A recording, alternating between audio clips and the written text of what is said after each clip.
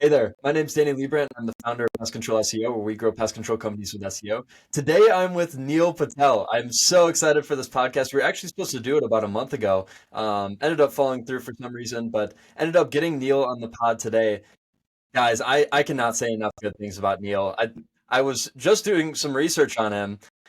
There are like too many accolades to go through. Usually, I ask my guests for their accolades before the show. I didn't even need to ask him. I'll try to cover some things here. So he's got over 4 million followers across social media, 1.3 million on YouTube. That's his biggest. Then LinkedIn. Actually, he has 1 million on Facebook. Just ridiculous. It's insane. He has over a million visitors to his website every month. He has over a million listeners to his podcast every month. He was named the top 10 marketer by Forbes. I think you were identified as like a top 100 entrepreneur by Barack Obama, like under 30 years old. there's just there's a never-ending list. All right, I don't want to I don't know, brag about you too much, but um just absolutely insane what you've done in the space. It's incredible. So I have a ton of respect for you. I'm sure everyone else does. Yeah, just so excited to have you on the podcast. Cool. Thanks for having me. Really appreciate it. Yeah, of course, man. So can you tell me how you first got your start in digital marketing? Yeah, I was 16, tried to find a high-paying job, couldn't find one, but I was browsing job boards and I realized they actually make decent money because some of them publish their financials online because they're publicly traded companies. Decided to create my own job board. I'm like, if I make 1% of what they make, I'll be rich, I'll be a millionaire. Created a job board, paid some people to help me create and develop the site, and yeah, launched it, and then no one came to it. It was crickets. And then I realized, oh, you got to do something called marketing. So then paid a firm to help me out, got little to no results, and ran out of money. I was working 9 to 5 at that time at a theme park. Learned how to do it myself, started getting results, and that's how I got into the world of marketing. Awesome. And you started Neil Patel Digital about 7 years ago. Can you tell me kind of how that transpired? Yeah, we used to just get hit up a lot for marketing. So that's why we started the agency. You know, Cool.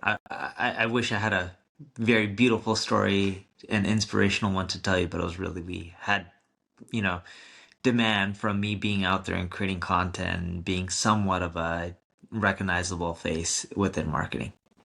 Yeah. And can you tell me where that agency is at today? Like, what exactly do you do? Who do you help? All of that. Yeah, so NP Digital is a global agency. We're 19 plus countries.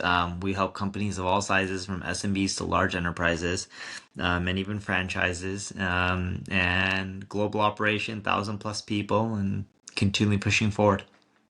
And we offer all So awesome, services man. from SEO to paid ads to email to conversion to creative, like the list goes on and on. Awesome. Do you ever find any struggle in that? So, like with my agency, I'm super niche. It's basically the same thing every time with a little bit of variability, fairly easy. Do you ever find any struggle with that of taking on all kinds of different clients for all different kinds of services? No, but it requires a lot of headcount and people who are good at what they do.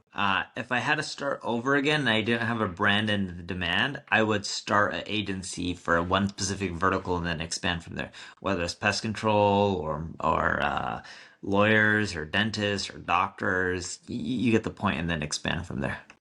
Okay, awesome. That's good. That's good to hear. And specifically because I'm in the local space, I want to talk about local SEO for a little bit. So I saw, and I've actually known that you launched the your local SEO course on YouTube about 4 years ago. Can you touch a little bit on that? Like, is it still relevant? Should people go through Needs a lot of updating. I would not follow my local SEO course it? from 4 years ago. I don't even know what's in it. It's been that long, but local SEO has changed from the last 4 years. There's still some stuff in that course that are still relevant today, like Google My Business still exists. Want to be in it? You want to build links. You want to get good reviews and ratings. These are all things I talk about in the course. Want to do your technical SEO, but there's some nuances that have changed over the last 4 years, right? It's not just Google. There's a lot of these directories, which you guys already know because that existed 4 years ago. But for example, things like AI has changed, right? The whole search landscape, local and global SEO or national, whatever you want to end up calling it. But the course doesn't discuss things like that. Okay, cool. Yeah, can you touch on what's been going on with AI recently and how that pertains to marketing and SEO? Yeah, so AI, has been out there. ChatGPT is probably the most popular platform. They're gaining in popularity, but they're losing market share. Those are two different things. There's more people using these AI platforms, but there's now people using many platforms. So ChatGPT isn't, it's still the leader, but it's not controlling 50+% of the market share or anything like that. And yeah, what you're seeing right now is AI is integrated everywhere. You do a search on Instagram, AI is integrated. You ask, Siri a question, AI is integrated. You do a search on Google, AI is integrated. And the AI results are different than what people are used to seeing. And I'll give you a great example of this. Google's been experimenting with things like recipes or places to eat based on your personal preferences, what to show you. And you'll start seeing all the local results whenever it's possible. Will start being more personalized, more based on what they think you'll like. Awesome. Can you talk a little bit about Google's AI overview? Like, how has that kind of evolved? Do you believe in it? Do you Yeah, like it? I like it. It used to be for majority of the queries, went down to way less than majority. Last time I checked, it's less than like 15%. And it varies per country. But we looked at our clients' pre AI overviews roll out a week before and a week post, and we actually saw them getting an increase in traffic. Not by much, a little bit more than 1%, but better than nothing. It's a great place to be cited, and they say that it could potentially take over featured snippets, which, I totally agree with. Awesome. And I believe you were actually doing a webinar earlier today about how to show up in Search GPT and just, Uh huh.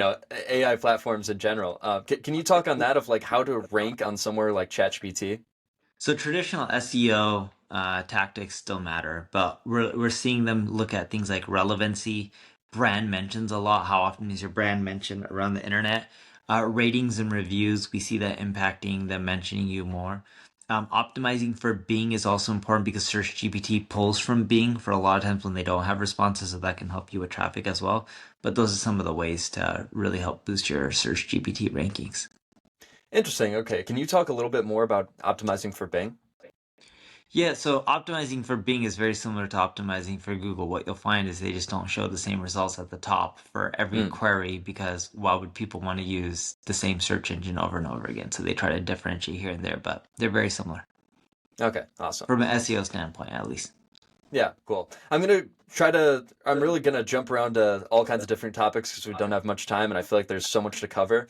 Another thing I want to cover is what social media platform are you the most bullish on in 2025?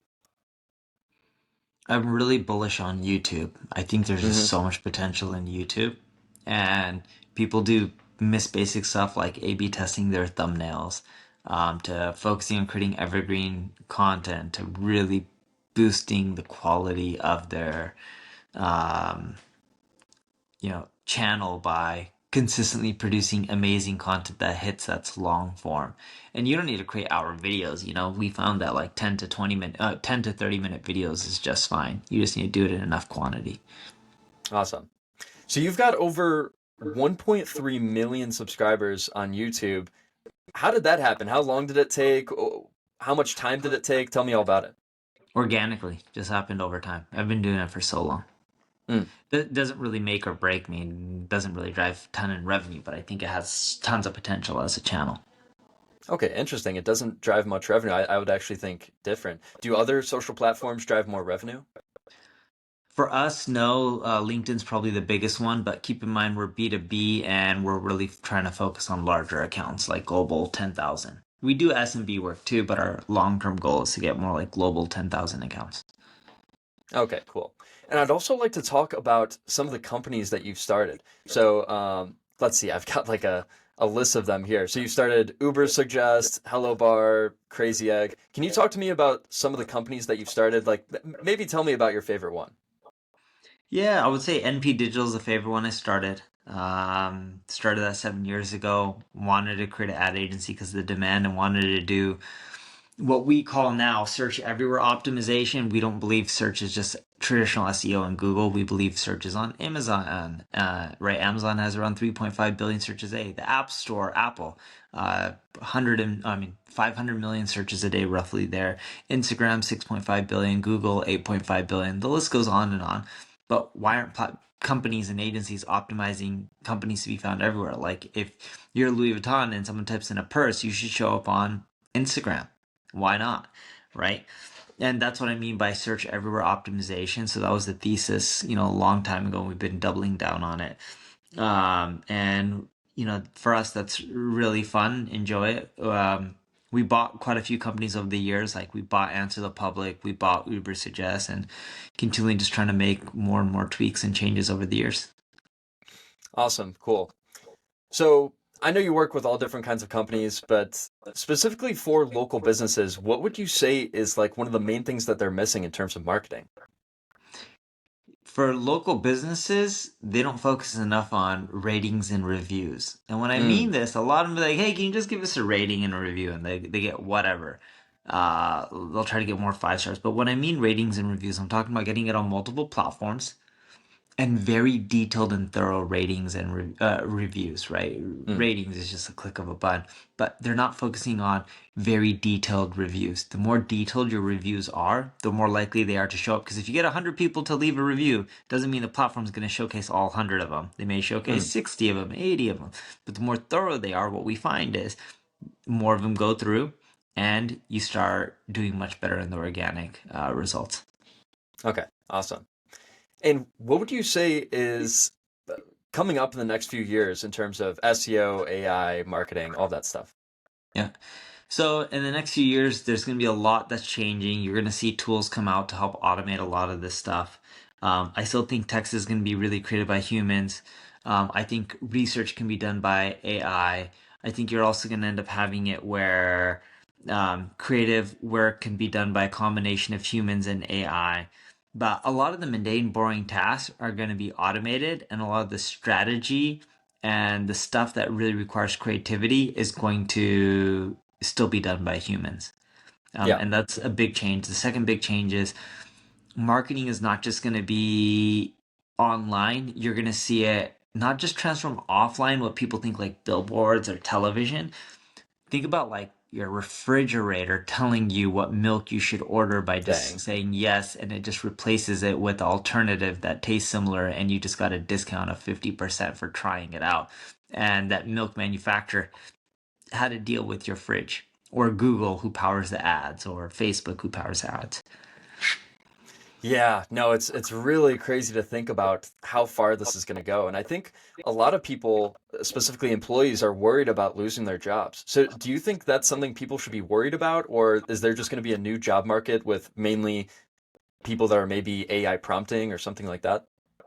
They should be worried about their job. If you are not embracing this technology, you're going to be replaced. If you are embracing it, there's going to be a lot of room for growth and promotion. AI is going to cause a lot of people to lose their job. It's also going to cause a lot of people to actually grow and do well. And Mm, here's what I mean by that. Um, it's going to replace a lot of the boring jobs that could be automated, but it's going to create a lot of new jobs that require AI and people understand this technology. And it just gives people a lot of opportunity to, shine and learn more and adapt faster than their peers. This is not something you're going to learn in college. This is something you're going to learn just by doing and keeping up to date on the fly and experimenting. So the people who cool, embrace it will do well. definitely. Do you think ChatGPT will be the main AI platform and continue to be the main AI platform, or do you think something else will take over, maybe like Gemini, Claude, these other platforms? I think Google and Facebook will give them a run for its money. I think it'll Mm, just take time. yeah. Tell me more about that. They're already losing market share. They're gaining in popularity, but percentage wise, people are using multiple platforms. And some of these other platforms are better in different edge cases or scenarios. So I don't think one person's going to win it all. I look at it as like social media. It's not a Facebook or Instagram or a TikTok type of game. It's a question of is people use all the platforms. Which ones are you going to leverage? And you're going to have to leverage most of them to do well. And I think people will start using multiple platforms just like they use multiple social networks, unless things change with the Trump presidency and they're open to letting more of these companies consolidate and, you know, assuming they're not concerned about monopolies. Okay. Okay. Yeah, that makes sense. So I feel like we've been talking mostly about the organic side. I'd like to touch a little bit on the paid side. Do you think, like, how much should companies, specifically local businesses, be going into Google ads, Facebook ads? Are A lot. those going to be continue to be dominant players? They will be dominant players, and you should spend as much as you can as long as it's profitable. Mm, simple. And any other platforms? Like, do you like advertising on LinkedIn, TikTok? I like them all. Again, it all comes down to profitability. Look, if you can spend $1 and you make $2 in profit, you spend as much as you can as long as it's not breaking the economics. And it doesn't matter what platforms they are, assuming they're ethical, of course. But yeah, you spend and you make money, you keep spending. That simple. Mhm. You may think a channel is ugly or boring, but if it makes money, who cares? Yeah. So the same question that I'll ask from the organic side of what social platform you're most bullish on. You said YouTube. What about in terms of advertising? What platform are you most bullish on for 2025? None. I'm bullish on all. I think you have to Mm, take the omni-channel approach and do all of them. If I had to pick okay. one specific channel that I love the most for advertising that I think is untapped, it's not really a channel, it's a kind of ad. It's influencer marketing where you're paying an influencer to push and promote a product, and I think that would do really well. For Okay, example, cool. pest control business, let's say there's this mom, and there's tons of moms with huge followings on social media, and they talk about household stuff and whatever it may be. I would pay them to be like, tired of these pesky rodents or ants or whatever. I got a solution for you. You can do X, Y, and Z, and there's also this company that comes by and check them out, and you get the branding out there as well. Cool. No, I think that's a really good piece of advice that also very few people are doing. Yeah. So I just like to dive into that a little bit more because I feel like almost no one knows about that. So people should find like pest control owners should find local influencers in their area, and they can just Uh pay them huh. like a one-time fee for a video. Yep. Exactly, and they'll just push and promote. Why not? It'll Yeah, help. definitely. No, and it'll drive a ton of traffic and eventually a ton of leads. So I really like that aspect as well. And you can be flexible, like tired of all the rodents in this area. I don't know what area. Let's pick an area that has a mice problem or a cockroach problem, right? Hmm. Tired of all the mice and cockroaches, or like even better. I used to live in Vegas. Scorpions, okay? No mom Hmm. wants scorpions or dad wants scorpions in their house, especially when you have young kids. Worried about scorpions in your house? I was too, and the problem with these pest solutions is it's just so toxic. But check out this solution. I tried out this company. I used to have all these scorpions. They destroy the scorpions. Now look, I got no scorpions, and but all the product's like it's organic. Smells a little bit like Bengay. I'm making this up. Smells a little bit like Bengay, but you know what? At least it's not poisonous for my kids. And you gotta check out this company. It smells not that bad. You get used to it. A little minty at the end, you know? And I highly recommend it. Yeah, no, that was great. We might just have to use that clip for one of my clients. Okay. Yeah, no, that's great. No, I completely agree. I feel like most people aren't doing that. So awesome.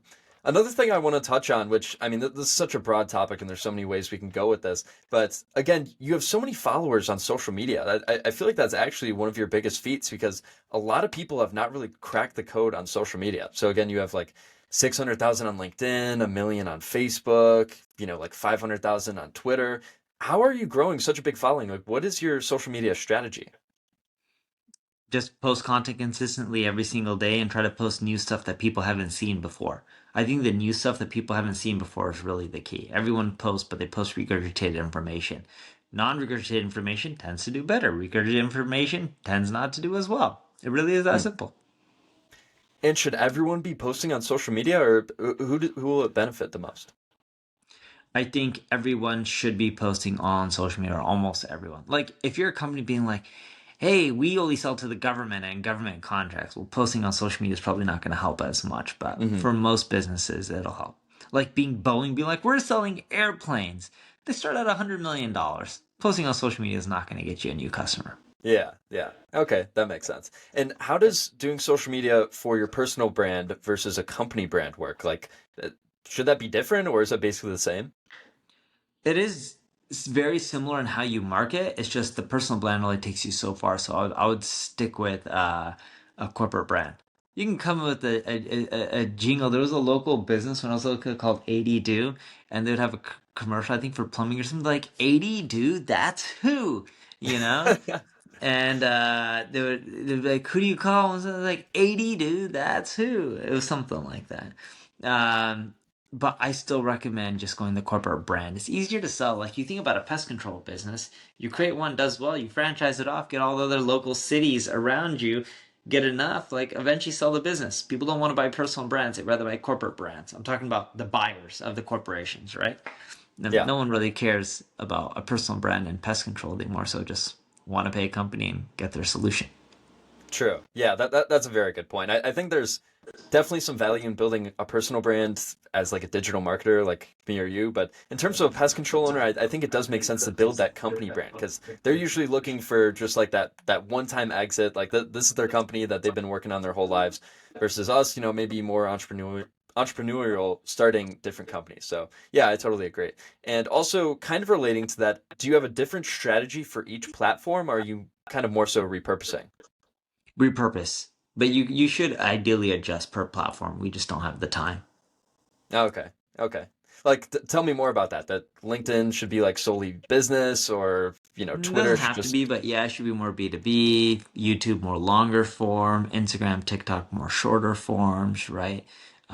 LinkedIn, your cap on a video is 10 minutes. You can go way longer on YouTube, right? So you just got to adjust per channel. Okay, cool. What is something that everyone's getting wrong with digital marketing recently? Like, is there something that just everyone is doing wrong? You're upset every time you see Not, something.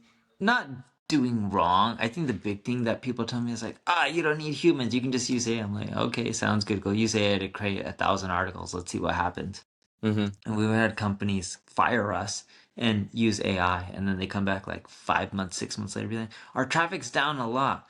Like, can you make our AI content better? I'm like, that's your problem. Your AI content dragged down the rest of your site. It's not as simple as Mm-hmm. just, blindly trusting AI and then, cranking out 1,000 or 10,000 articles and expecting it to do well. The second thing a lot of people do wrong is they think they just create information and put it out there and it's going to do well. You need to spend more time on promotion than actually the creation part, and people forget that. Okay, cool, cool. Yeah, so kind of relating to that, and also to the previous few questions of, you're absolutely crushing on social media. You're also crushing it with your blog. You're getting like 1 million visitors a month, and you've been doing it for, I don't know, the past few years at least. What goes into that blog content then? How are your blogs so successful? Been doing it long enough, built links, and try to talk about new stuff, include a lot of stats and data that people aren't talking about, and it gives you a slight edge.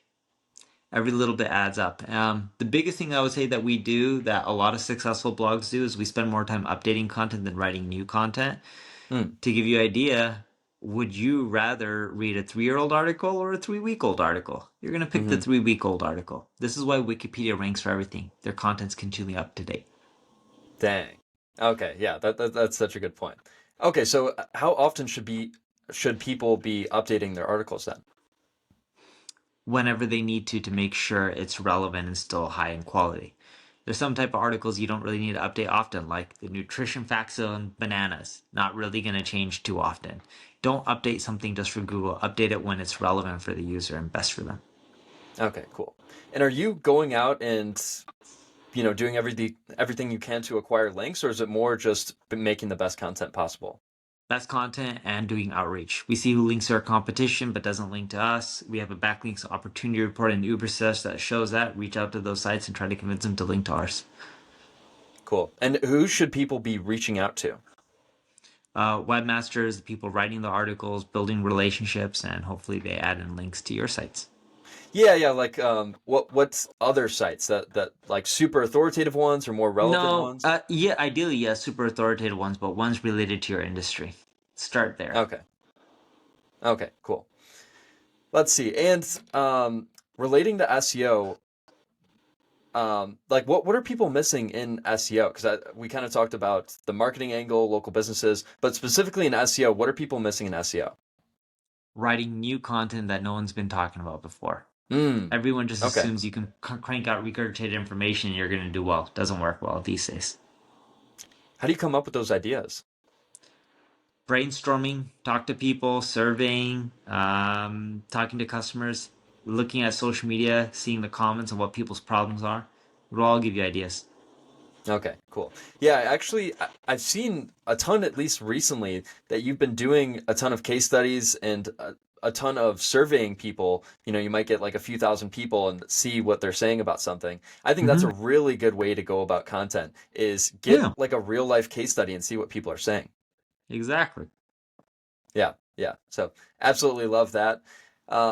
Let's see. How about your podcast? So when did you start that, and how are you getting so many listeners? Like, basically just asking you about all your accomplishments. But how about the Yeah, podcast? I started the podcast maybe 6, 7 years ago, maybe more. Um, Podcasting is not that competitive. There's like one podcast for every roughly 1,800 people, while there's roughly one blog for every like 8 people. There's not that many competitors to deal with when it comes to podcasts. So if you just crank something out, you'll just naturally get views and listens, believe it or not. It's literally like a wide open playing field. Really? And should you start like a more niche podcast, or can it be general? Nah, I would go more broad, Okay, really ideally. Yeah. Like if you interesting. want to talk about pest control, specifically marketing, there's just not as many people, right? I would go more broad than niche. I'm not saying it's wrong to do a podcast on pest control only, but you're not going to generate the listens that you may want. And you could just be like SEO for local businesses or marketing for local businesses, right? I'm not saying go too broad, but you can go a little bit more broad and it opens up more people. Yeah, okay, cool. That's good advice. I've actually been considering that a lot recently. I might just do local marketing as a whole because I actually have tapped out most of the local SEOs and I've tapped out a good amount of the pest control market. So I think that does make sense, but I'm just trying to keep in mind that the podcast is to grow my business. So I'm kind of fluctuating between the two. Yep, no, that makes sense. Cool. And just any final tips to grow a podcast? Like, how do you get the right guests? Do you just need to post every week? Reach out to a lot of people. That's how you get the right guests. And by the way, encourage people to bookmark, save, subscribe to your podcast. Usually subscribe or to the podcast. That's the best way to grow your rankings in the Apple podcast store or whatever it's called. Awesome. And do you recommend that people directly monetize a podcast, getting like sponsors or potentially viewership, or should they use it No, to grow a business? you should use it to grow your business. You'll make way more money. If you want to go the ad route, you can, but you'll make more money the other way. Okay, cool. So do you think everyone should start like a general podcast if they're trying to grow a business? Yes, but not too general. Just related Hmm. enough to your business. Okay. Okay, cool. Well, awesome, Neil. It was great having you on. I know you only have about 30 minutes or so, but I already learned a ton from you. It was so great to have you on, and yes, just thank you for coming on. I truly appreciate it. Thanks for having me. Yeah, of course, Neil. Thank you.